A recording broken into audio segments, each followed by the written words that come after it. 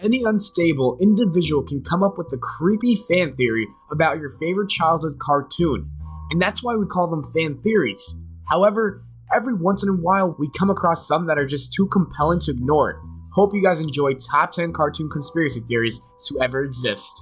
Number 10, The Fairly Odd Parents.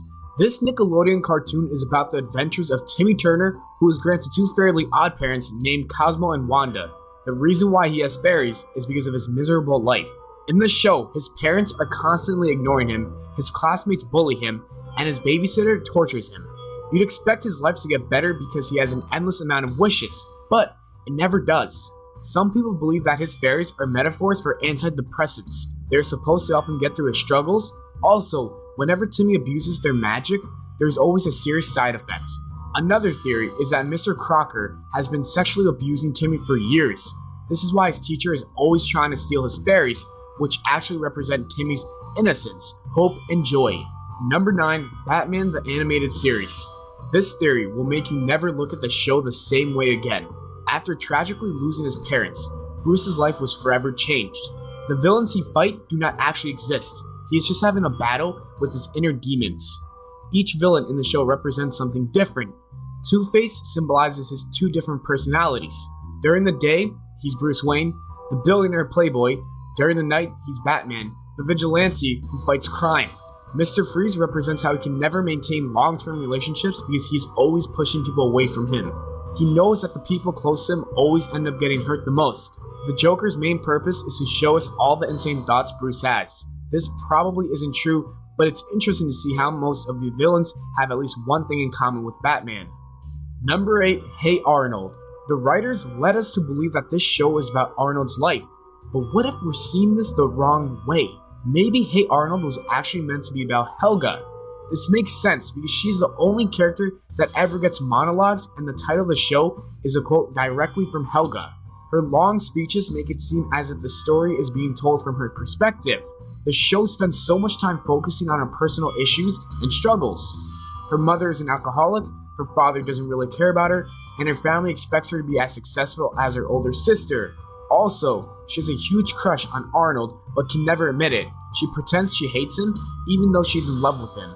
For a character who isn't supposed to be the main, we sure do know a lot about her. Number 7, Tom and Jerry. This theory is literally going to ruin your childhood. Most people have grown up loving Tom and Jerry, not knowing that the show is filled with Nazi propaganda. This theory does make a lot of sense because the show came out in the 1940s, which is a year after the war started. It's not a coincidence that Tommies were British soldiers and Jerrys were Germans in World War II. The worst part about this theory is that Jerry is the good guy and the innocent character in the show, while Tom is portrayed as the villain. Even though Tom is much stronger than Jerry, he never wins. Since Jerry is very intelligent, he uses different strategies, which is how he ends up winning. Everyone should hope that this theory isn't true because if it is, then that would mean that these writers are Nazi supporters. Number 6, The Magic School Bus. This theory will blow your mind. For this cartoon, there are two very unbelievable theories. The first one is that Miss Frizzle is a teacher of a special education class. This would explain why the class only has 8 students and why they're always going on a field trip. All of the adventures they go on are probably just in their imagination.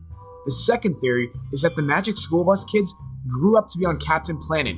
What if these two shows share the same universe? It's the only explanation to why each child in the Magic School Bus resembles one of the protagonists from Captain Planet. This theory states that Gaia kidnapped the children and brainwashed them into becoming protectors of the Earth. The main problem with this is that Captain Planet came out first. Number 5, Pinky and the Brain. Is Pinky the actual genius in the group? Some people believe that Pinky may in fact be the genius and Brain might be the insane one. Here are the supporting facts behind this theory. First of all, the intro theme says one is a genius, the other one's insane, but it doesn't identify who's who. More often than not, each episode features the Brain creating a plan in order to rule the world, Pinky having legitimate input, Brain brushing Pinky off, and the plan going terribly wrong because Brain doesn't listen to Pinky's advice in advance. Do you guys remember the episode where Brain goes on a game show and loses on a question that Pinky had the answer to? After that, we also learn that Pinky can read and Brain is hardly capable of writing his name. Another interesting episode that provides us with enough evidence to prove to us that Pinky is the genius where Brain calculates precisely what causes his plans to fail. The machine primarily faults Pinky, so Brain constructs a machine that makes Pinky into a genius, yet his personality doesn't appear to change at all. Pinky then points out that Brain had a mistake in his previous calculations and he's the one to blame for his failed schemes. Number 4, the Rugrats theory. This is perhaps the most common, unsettling theory of them all, but it's worthy mention because it's just that crazy. Here's the overall gist of the theory. The babies are just an illusion of Angelica's crazy imagination. The DeVelles had an abortion and Angelica couldn't decide if it was going to be a boy or girl, so she went with twins. Chucky died along with his mother, which explains the overly worried mess of a grown man that his father, Chaz, always is. Then there's Tommy. People believe Tommy was a stillborn, which explains why his dad keeps building toys in his basement. They're all for the dead son who never lived to play them. And Susie was apparently Angelica's only real-life friend, and she just went along with the outrageous fantasies for Angelica's sake. Number 3, Mr. Dink. This theory states that Doug's neighbor, Mr. Dink, was a child predator who was on the lookout for Doug, which is the reason why Doug had to take LSD that he stole from his sister's room, Judy, as a coping mechanism. Here's the imagination stretching evidence to back those allegations. Mr. Dink always attempts to invite Doug into his house and show him some very expensive high-tech gadget. Even in the first episode when they met, Mr. Dink demanded Doug into coming over in order to watch a video. Also, there's a point in the show where Dink offers Doug a chance to work in his forcefully secured shed. Mr. Dink has no children, but is the leader of Doug's Bluff Scout troop. There's an episode where Doug, Skeeter, and Mr. Dink get lost while canoeing. Dink says he's going to search for camp, and when Doug and Skeeter go after him, they find him butt naked in a tree, claiming to lose his pants. Climbing a tree nude while in the wilderness with two 11-year-old boys? That's kind of weird, guys. His sister Judy never wanted Doug in her room. It's a strongly enforced rule. And in an episode where Doug went through Judy's belongings, she's extremely annoyed. Why? Because obviously she's got a ton of LSD in there and doesn't want Doug finding and or mooching on her stash. The LSD explains all of Doug's delusions. Also, there was an episode where Doug is home alone and sneaks into Judy's room and later, while in the basement, begins hallucinating. Yeah, this cartoon theory is a little far-fetched, but it's still fun and interesting to look at in different angles. Number 2, Toy Story 3. According to film critic Jordan Hoffman, Toy Story 3 is totally about the Holocaust. The Holocaust theory about the Toy Story really caught the attention of the millions of people on the internet because of the surprising number of parallels between the lighthearted story about talking toys and one of humanity's greatest tragedies. This story starts when the Jewish people, represented by the toys, are left behind by their host nations at the onset of World War II, which is represented by Andy going off to college.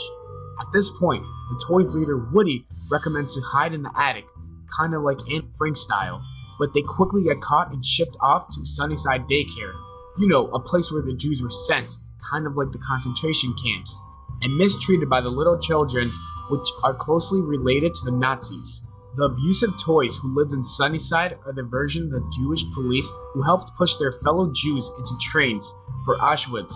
Because of them, the main characters end up in a conveyor belt, headed straight for the oven. There was even a sad scene where the toys grab hands and accept their fate. And then, of course, they get saved by toy aliens, who obviously stand for the line's power. The characters eventually relocate to a new place where many of their kind already live and have an established foothold. Number 1, the Pokemon theory.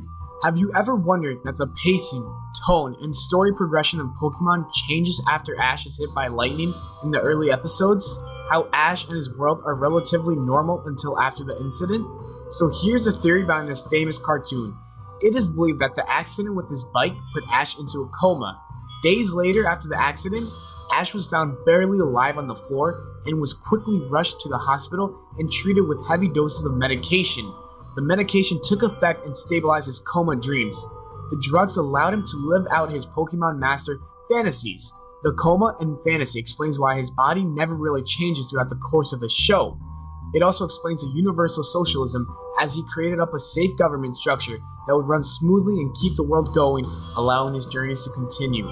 As always, thanks for watching the video, guys. I hope you enjoyed. If you did, leave a like and subscribe for more. I will see you all in the next video.